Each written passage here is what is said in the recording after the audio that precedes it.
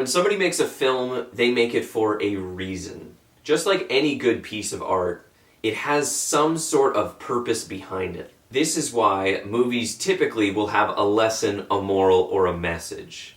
The filmmaker is trying to communicate something that they believe in to the audience. So let's take a look at the movie Up. So the main character is an older man who's experienced the trauma of losing his wife. This has caused him to be a cynical, grumpy, generally unhappy old man. But he goes on to meet characters that force him to get outside of his shell and to do new things and to have new experiences. At first he's very resistant to this, but as we go through the movie, we figure out that the moral of the story is how important it is to live in the moment. And that even if we've experienced trauma, it's still important to find some sort of happiness. And the importance of trying new things and having new experiences. And that life is short and it's important to have fun in the time that we have here.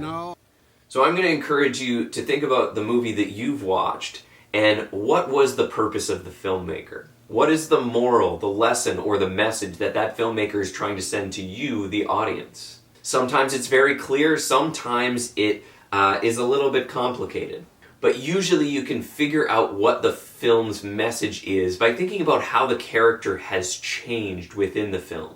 In the movie Up, we see the main character grow from a very grumpy, sheltered old man to somebody who appreciates new experiences.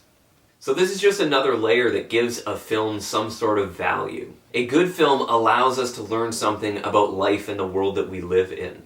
With movies that maybe aren't so great, sometimes the message or the moral or the lesson isn't so clear, and that leaves the audience thinking, why did I even watch this movie? What was the purpose? It was just a waste of time.